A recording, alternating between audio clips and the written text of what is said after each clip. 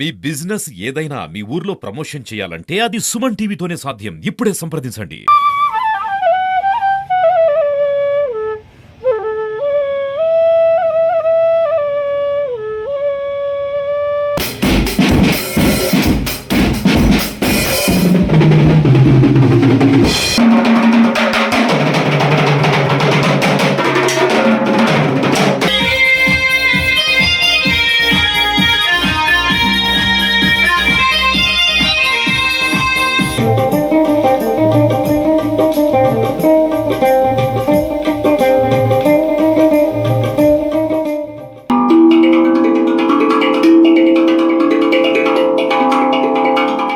Hi నమస్తే, welcome to Suman TV digital network. నేను మీ బ్రహ్మేంద్ర. మనం ప్రస్తుతం పశ్చిమ గోదావరి జిల్లా భీమవరంలో అంతర్జాతీయ సంగీత కళాకారులు పిప్పళ్ళ ప్రసాద్ గారి దగ్గర ఉన్నాము.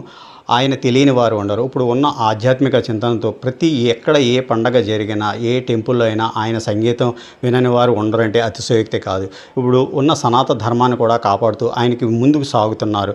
అలాగే ఇంటర్నేషనల్లో కూడా ఆయనకి మంచి పేరు ప్రఖ్యాతులు ఉన్నాయి. అంటే ఆల్ ఇన్ వన్ మొత్తం సుమారు 16 ఇన్స్ట్రుమెంట్స్తో ఆయన ఏకదాటిగా కూడా ఆయన చేయగలరు. అలాగే ఆయన గాన గంధర్వుడు అని కూడా ఆయనకి ఎన్నో మహోన్నతమైన బిరుదులు కూడా ఆయనకు ఉన్నాయి. అది ఏ విధంగా ఆయన జీవితం సాగుతుందో ఆయన్నే అడిగి తెలుస్తుంది. సార్ నమస్తే అండి.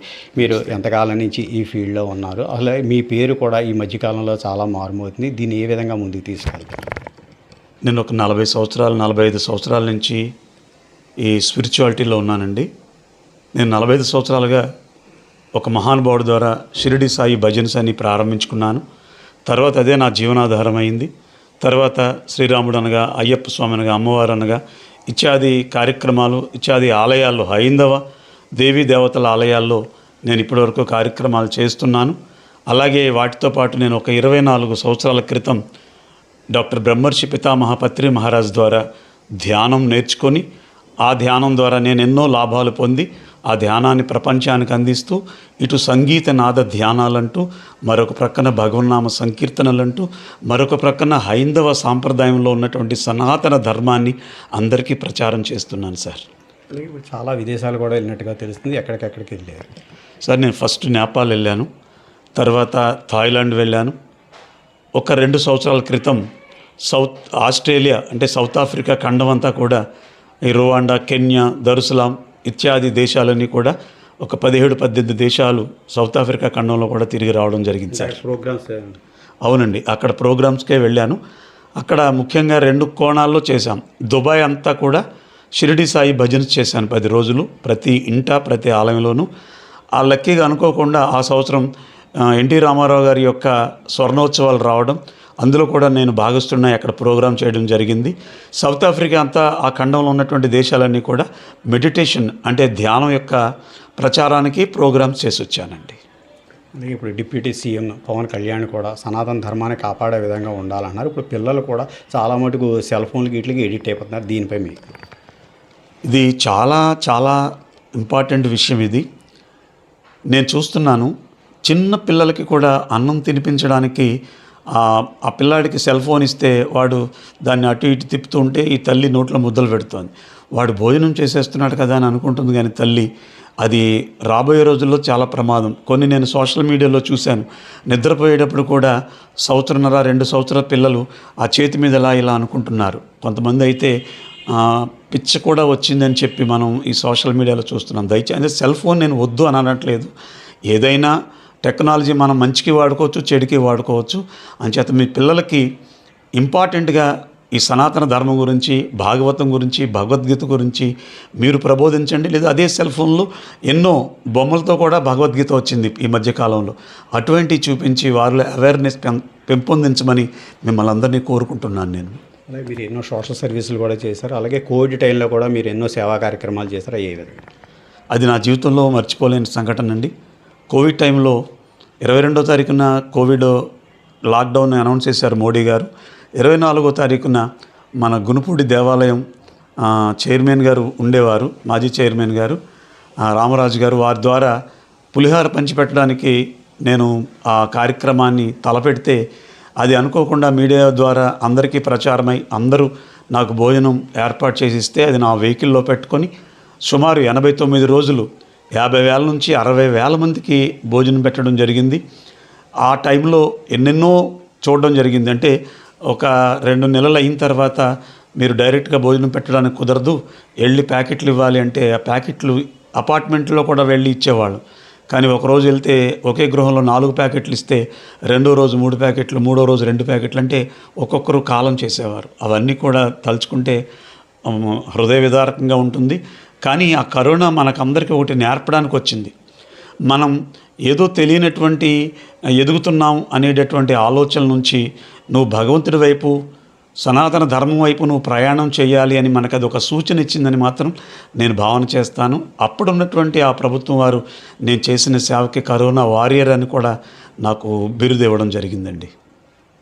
మీరు ఎట్ ఏ టైం 16 ఐటమ్స్ కూడా ఒకేసారి ప్లే చేయగలరని కూడా ఉంది. ఇప్పుడు ఎక్కడైనా అంటే మనకి ఉన్న పండగల్లో సనాతన ధర్మాన్ని కాపాడే విధంగా ఉన్న పండగల్లో ఏ టెంపుల్లో అయినా సరే ముందు పిప్పల ప్రసాద్ గారు ఉండాలి. ఆయన ద్వారా అయితే ఎన్నో ప్రవచనాలు ఈ కూడా కార్యక్రమాలు చేయాలి. ఇవన్నీ కూడా మీరు ఎలాగాలని మోటివేట్ చేస్తున్నారు? అంటే సంగీతం చేయలేని పని మరి ఏది చేయలేదండి. అది వెరీ పాజిటివ్ ఎనర్జీ అనమాట అది. అందుకని నేను ఏదైతే చెప్పాలి అని అనుకుంటున్నానో అది ముందు సంగీతం ద్వారా, పాటల ద్వారా నాకున్నటువంటి ఆ ఇన్స్ట్రుమెంట్స్ ప్లే చేస్తూ వాళ్ళ మనస్సుల్ని రంజింప చేసుకొని అప్పుడు ధ్యానం గురించి, ధర్మం గురించి నేను వాళ్ళకి చెప్పే ప్రయత్నం చేస్తున్నాను. అది నాకు ఈజీ అవుతుందన్నమాట. డైరెక్ట్గా నేను వెళ్ళి ప్రవచనం చెప్తానంటే ఇది ప్రవచనం కదా మనకి ఎందుకులో అనుకుంటారు. కానీ నా ప్రోగ్రాంలో యూత్ కూడా వస్తారు. నేను ఎన్నో కాలేజీలకి, ఎన్నో స్కూల్స్కి వెళ్ళి నా ఇన్స్ట్రుమెంట్స్తో ముందు వాళ్ళని అలరిస్తాను. తర్వాత ధర్మం గురించి చెప్తుంటే వాళ్ళు ఎంత చక్కగా వింటారో. నా సంగీతం నాకు అలా ఉపయోగపడింది ఈ జీవితంలో. మీరు ఇప్పుడు ఏమైనా సినిమాలకి ఏమైనా మీరు పరిచయం అయ్యారు? ఇంతవరకు ఏమైనా వాటికి ఇన్స్ట్రుమెంట్స్ అయినా ఇచ్చారా? నేను సినిమా ఫీల్డ్ వైపు వెళ్ళలేదు. ఎప్పుడు మా గురుగారు అనేవారు, శాస్త్రీయ సంగీతాన్ని నమ్ముకోరా, అది నిన్ను అన్ని విధాల పైకి తీసుకొస్తుందని. మరి నాకు శాస్త్రీయ సంగీతం అంటేనే ఇష్టం కనుక అలాగే ప్రయాణం చేశాను. కానీ సినిమాలంటే నాకు చాలా ఇష్టం. సినిమాలు బాగా చూస్తాను. సినీ మ్యూజిక్తో ఆ మ్యూజిక్లు నా ఫ్లూట్ మీద, నా కీబోర్డ్ మీద సినీ మ్యూజిక్ వాయిస్తాను. కానీ నాకు శాస్త్రీయ సంగీతం ఇష్టం కనుక దాంట్లో ప్రయాణం చేస్తున్నాను సార్. శివమణి గారితో కూడా మీరు పరిచయాలు ఉన్నాయి, అది ఏ విధంగా? అంటే శివమణి గారితో నేను ఎప్పటికైనా జీవితంలో ఒకసారైనా ఫోటో దిగాలి అని అనుకునేవాడిని. ఎప్పుడు టీవీలో చూసినప్పుడల్లా ఈ మహానుభావుడితో ఫోటో దిగాలనుకునేవాడిని. కానీ నేను చేసినటువంటి కరోనా టైంలో చేసినటువంటి సేవకి నాకు థియోలాజికల్ సొసైటీ అమెరికా వాళ్ళు డాక్టరేట్ ఇవ్వడం, ఆ డాక్టరేట్ నాకు హైదరాబాద్లో ఇవ్వడం, ఆ డాక్టరేట్ ఫంక్షన్లో శివమణి గారికి కూడా నాతో పాటు డాక్టరేట్ ఇవ్వడం, అలాగే సుమలత గారికి, TV9 రవిప్రకాష్ గారికి, ఒక 2-3 జడ్జిలకి, మహానుభావులు అందరితో పాటు నాకు ఇవ్వడం. ఆ రోజు శివమణి గారు నా దగ్గరికి వచ్చి ఫోటో దిగారు ఆయన. అది మరి నేను ఏ జన్మలో చేసుకున్నటువంటి మహద్భాగ్యమో తెలియదు. శివమణి గారితో నేను ఫోటో దిగాలనే కోరిక, ఆయన నా దగ్గరికి వచ్చి ఫోటో దిగటం, అది నాకు చాలా హ్యాపీ ఉంది. ఆ రోజు ఆయన నాకు హగ్ ఇచ్చి చాలా బ్లెస్సింగ్స్ కూడా ఇచ్చారేమో అని అనిపించింది నాకు. అలాగే మీ కుటుంబ సభ్యులు మీకు ఎలా ఏ విధంగా ప్రోత్సాహం కలిగిస్తున్నారు? నాకు ఒక బాబు, ఒక పాప ఉన్నారండి. బాబు కూడా కీబోర్డ్ ప్లేయర్. ఈ PMC ఛానల్లోనూ అలాగే కొన్ని టీవీ సీరియల్స్కి మ్యూజిక్ డైరెక్టర్గా కూడా వాడు పనిచేస్తూ నాట్కో ఫార్మసీ కంపెనీ నాగార్జున సాగర్లో వాడు హెచ్ఓడిగా ఉద్యోగం చేసుకుంటున్నాడు. అలాగే నా పాప కూడా TCSలో చేస్తోంది. తను కూడా సంగీత విద్వాంసురాలే. ఇప్పుడు వైలిన్ నేర్చుకుంటుంది. వాళ్ళ ప్రోత్సాహం నాకు చాలా ఉంది. అందరికంటే నా భార్య, ఈవిడికి ఎంత సహనం ఉందంటే చెప్పలేనమాట నేను. ఎందుకంటే నేను 24 గంటలు సొసైటీతో ఉంటాను. ఇంటికి వచ్చేసరికి మళ్ళీ ఆ చిరాకులు పరాకులు ఈవిడ మీద చూపించిన నాకు ఎంతో సహనంగా నాకు సహకరిస్తూ ఈ రోజున నేను మీతో ఇంత హ్యాపీగా మాట్లాడుతున్నానంటే 99% నా భార్య కారణమని నేను గర్వంగా చెప్పుకుంటాను. మీరు చాలా అంటే ఒక వ్యక్తి ఏదో 1, 2, 3 రంగాల్లో మాత్రమే ప్రయోజకులు అవుతారు. కానీ మీరు ఇంకా 16 ఇన్స్ట్రుమెంట్స్ ఏకధాటిగా కూడా మీరు చేస్తున్నారు. అలాగే ఎన్నో సేవా కార్యక్రమాలు కూడా చేస్తున్నారు. దీనికి మీరు ఇప్పుడు ప్రజలకు ఇచ్చే ఇన్స్పిరేషన్ ఏ విధంగా? ఒకటండి, అంటే నేను 16 ఇన్స్ట్రుమెంట్స్ ఎందుకు నేర్చుకున్నానంటే భక్తి కోసం నేర్చుకున్నాను. నేను ఫస్ట్ ఫ్లూట్ నేర్చుకున్నాను, క్లాసికల్ డిప్లొమా చేశాను. కానీ అది ప్రోగ్రామ్ చేస్తే 100 రూపాయలు ఇచ్చారు, అది నాకు ఎటు సరిపోలేదు. అప్పుడు ఆర్కెస్ట్రా, సినిమా ఆర్కెస్ట్రాల్లో జాజ్ వాయిస్తే 200 ఇస్తారంటే అది నేర్చుకున్నాను. తర్వాత ఇంకొక ఇన్స్ట్రుమెంట్, అలా నేర్చుకుంటూ నేను ఎప్పటికప్పుడు నా దైనందిన జీవితాన్ని మార్చుకున్నాను. కానీ చాలామంది ఏమనుకుంటారంటే ఒకదాని మీద ఉండాలి, అది ఏమైనా సరే. అలా కాదు. మనం ఒక ప్రక్క మన కోరికని నెరవేర్చుకుంటూ ఉండాలి, రెండో ప్రక్క సొసైటీకి మనం ఏదైనా చేయాలి, ఆ చేయడానికి దేనికైనా సిద్ధపడాలి. అందుకే నేను ఇన్ని ఇన్స్ట్రుమెంట్స్ నేర్చుకున్నాను. ఈ రోజున ప్రవచనం చెప్తున్నానంటే నా ఇంట్లో భాండాగారం ఉంది, పుస్తకాలు. కనీసం ₹1,00,000 పుస్తకాలు నా ఇంట్లో ఉన్నాయి. అవన్నీ కూడా చదువుతూ ఉంటాను. అందులో ఉన్నటువంటి విషయాల్ని చక్కగా అందరికీ అందజేస్తూ ఉంటాను. మీరు కూడా మీ మీ జీవితాల్లో ఏదో నేను డాక్టర్ అవ్వాలంటే ఇంకా డాక్టరే అవ్వాలి, అది లేకపోతే నా జీవితమే లేదు అలా అనుకోవద్దు. నేచర్ మీకు ఏది ప్రజెంట్ చేస్తే ఆ టైంకి దాని పట్ల మీరు అవగాహన పెంచుకుంటే మీకు డెఫినెట్గా నేచర్ హెల్ప్ చేస్తుంది. నాకు అలాగే చేసింది. మీ సహకారం లేకపోతే ఆయన ఇంత ఉన్నత స్థితికి కూడా రాలేరు. ఎవరైనా సరే ఇంట్లో ప్రశాంత వాతావరణం ఉంటేనే ఏ పనైనా ముందుకు చెయ్యాలి, ఒక ఎయిమ్ అన్నది ఉంటుంది. అలా మీ సహకారం ఎంతవరకు ఉందంటారు? ఇప్పుడు ఆయన ఉన్న పొజిషన్ మీరు ఏ విధంగా భావిస్తున్నారు?